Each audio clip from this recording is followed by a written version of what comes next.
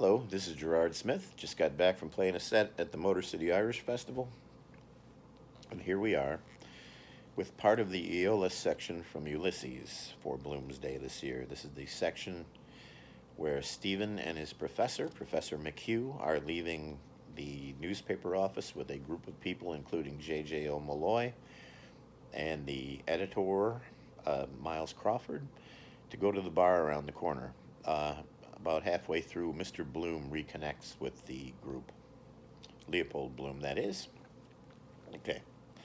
There's also some newspaper headlines, and those I will try and use a stentorian voice to illustrate where they are in the story. They kind of comment on what comes after. "Come along, Stephen," the professor said. "That is fine, isn't it? It has the prophetic vision, fuit Ilium, the sack of windy Troy, kingdoms of this world. The masters of the Mediterranean are fellaheen today." The first newsboy came pattering down the stairs at their heels and rushed out into the street, yelling, "Racing special!" "Dublin, I have much, much to learn." They turned to the left along Abbey Street. "I have a vision too," Stephen said. "Yes," the professor said, skipping to get into step. "Crawford will follow." Another newsboy shot past them, yelling as he ran, "Racing special!" "Dear dirty Dublin." Dubliners. "Two Dublin Vestals," Stephen said, "elderly and pious, have lived 50 and 53 years in Fumbally's Lane." "Where is that?" the professor asked. "Off Black Pits," Stephen said. Damp night, reeking of hungry dough against the wall. Face glistering tallow under her fustian shawl. Frantic hearts.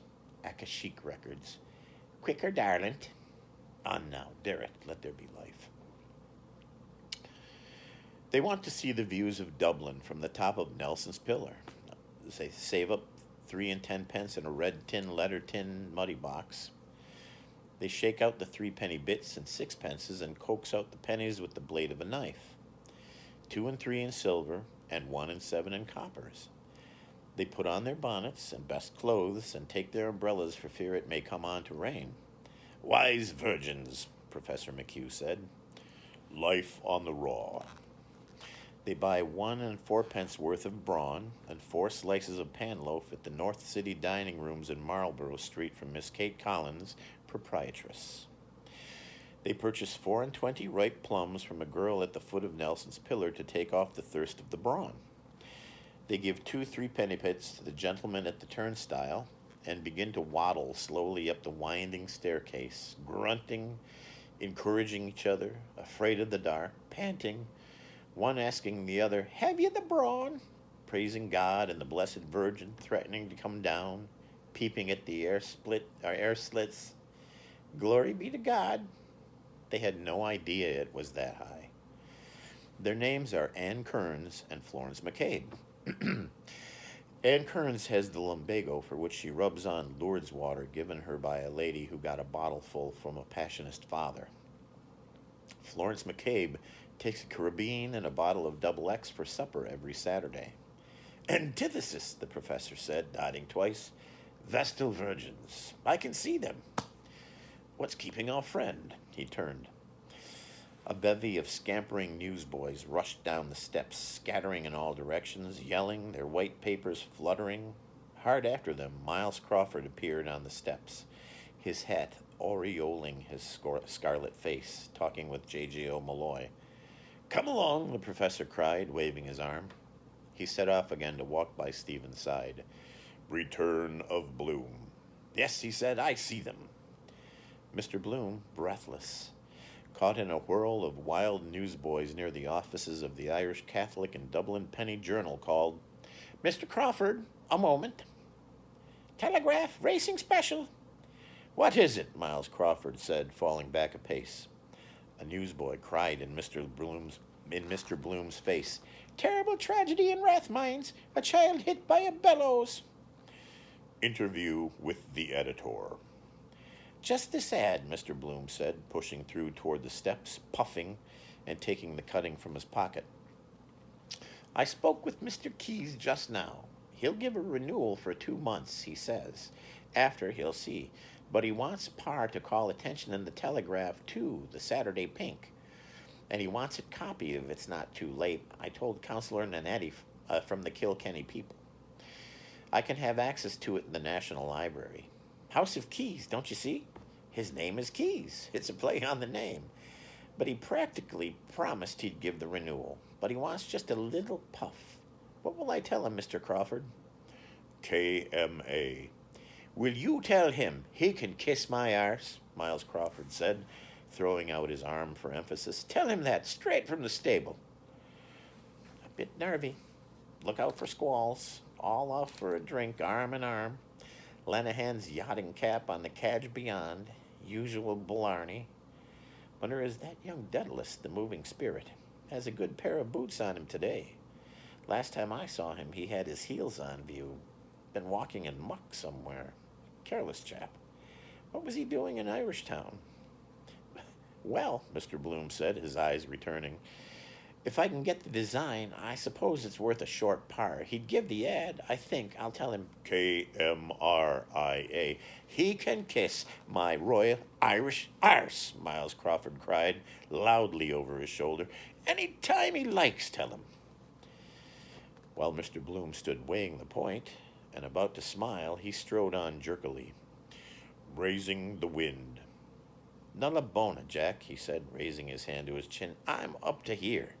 I've been through the hoop myself. I was looking for a fellow to back a bill for me no later than last week. Sorry, Jack. You must take the will for the deed. With a heart and a half if I could raise the wind anyhow. J.J. O'Malloy pulled a long face and walked on silently. They caught up on the others and walked abreast. When they have eaten the brawn and the bread and wiped their 20 fingers in the paper the bread was wrapped in, they go nearer to the railings. Something for you, the professor explained to Miles Crawford. 2 old Dublin women on the top of Nelson's pillar. Some column, that's what Wadler 1 said. That's new, Miles Crawford said. That's copy. Out for the Waxies Dargle, 2 old trickies, what? But they are afraid that the pillar will fall, Stephen went on. They see the roofs and argue about where the different churches are. Rathmine's Blue Dome, Adam and Eve's, St. Lawrence O'Toole's. But it makes them giddy to look, so they pull up their skirts. Those slightly rambunctious females. Easy all, Miles Crawford said. No poetic license. We're in the archdiocese here. And settle down on their striped petticoats, peering up at the statue of the one-handled adulterer. One-handled adulterer, the professor cried. I like that. I see the idea. I see what you mean. Dames donate Dublin Sits, speed pills, velocitus aeroliths, belief. It gives them a crick in their necks, Stephen said, and they are too tired to look up or down to speak. They put the bag of plums between them and eat the plums out of it, one after another, wiping off with their handkerchiefs the plum juice that dribbles out of their mouths and spitting the plum stones slowly out between the railings. He gave a sudden, loud young laugh as a close. Lenehan and Mr. O'Madden Burke, hearing, turned, beckoned, and led on across toward Mooney's. Finished, Miles Crawford said, so long as they do no worse. Sophist wallows haughty Helen square on proboscis. Spartans gnash molars. Ithacans vow pen is champ. You remind me of Antiphanes, the professor said, a disciple of Gorgias the sophist. It is said of him that none could tell if he were bitterer against others or against himself. He was the son of a noble and a bondwoman, and he wrote a book in which he took away the palm of beauty from Argive Helen and handed it to poor Penelope. Poor Penelope, Penelope rich. They made ready to cross O'Connell Street. Hello there, Central. At various points along the 8 lines, tramcars with motionless trolleys stood in their tracks, bound for or from Rathmines, Rathfarnham, Blackrock, Kingstown and Dalkey, Sandymount Green, Ringsend and Sandymount Tower, Donnybrook, Palmerston Park, and Upper Rathmines, all still, becalmed in short circuit. hackney cars, cabs, delivery wagons, mail vans, private broughams, aerated mineral water floats with rattling crates of bottles, rattled, rolled, horse drawn rapidly. What, and likewise, where? But what do you call it? Miles Crawford asked. Where did they get the plums? Virgilian, says pedagogue. Sophomore plumps for old man Moses. Call it. Wait, the professor said, opening his long lips wide to reflect.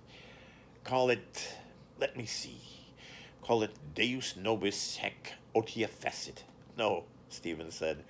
I call it a Pisgah sight of Palestine, or the parable of the plums. I see, the professor said. He laughed richly. I see, he said again with new pleasure. Moses in the promised land. We gave him that idea, he added to J.J. O'Malloy.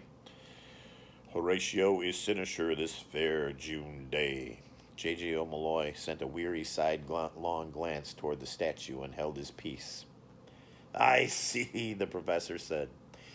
He halted on Sir John Gray's pavement island and peered aloft at Nelson through the meshes of his wry smile. Diminished digits proved too titillating for frisky frumps.